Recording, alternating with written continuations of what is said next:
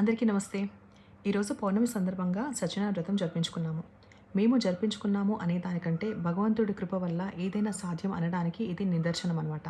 ఎందుకంటే 2023లో ఒక 5 నెలలు కంటిన్యూగా చేసుకున్నాను ఒక కోరిక అనుకోని. అది నెరవేరిన తర్వాత అనుకున్నా, ఇలా 5 నెలలు, ఒక్క నెల ఇలా కాదు, ఎప్పటికీ చేసుకుంటే ఎంత బావుంటది, నాకు చేతనైనన్ని రోజులు చేసుకోవాలని చెప్పి సంకల్పం అనుకోగానే అది నెరవేర్చే ఆ భగవంతుడి కృప ఉన్న తర్వాత ఏది ఆగదు కదా! సో, లాస్ట్ ఇయర్ మొత్తం కూడా 2025 అన్ని నెలలు కూడా పాసిబుల్ అయినాయి. 12 నెలలు. ఈ సంవత్సరం కూడా అలాగే.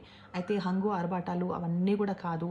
వెండివే వాడాలి, ఇత్తడివి వాడాలి ఏవీ లేదు. సింపుల్‌గా డిస్పోజబుల్‌వి చాలా తక్కువ క్వాంటిటీలో టక టక టక ప్రసాదం ముందు రోజు కావాల్సినన్ని సమకూర్చుకోవడము అన్నీ అలా నెరవేరుతాయన్నమాట.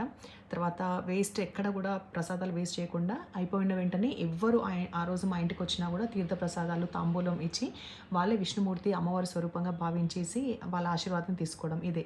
తర్వాత ఎదురుంగా పక్కన వాళ్ళకి కూడా పంచిపెట్టేస్తాం. అంతేగాని వేస్ట్ మాత్రం చేయం. ఇదంతా ఎందుకు చెప్తున్నానంటే మనం ఏదైనా అనుకున్నప్పుడు వెంటనే చేసేయడం అనేది సంకల్పం గట్టిగా ఉంటే భగవంతుడు ఖచ్చితంగా మనకు అవకాశం ఇస్తాడు.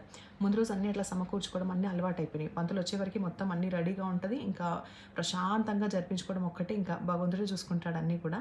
సో, మీకు కూడా అలా అనిపిస్తే ఏది కూడా అట్లా టైమ్ వేస్ట్ చేయకుండా చేసేయండి. అన్నీ మంచిగా అవుతాయి.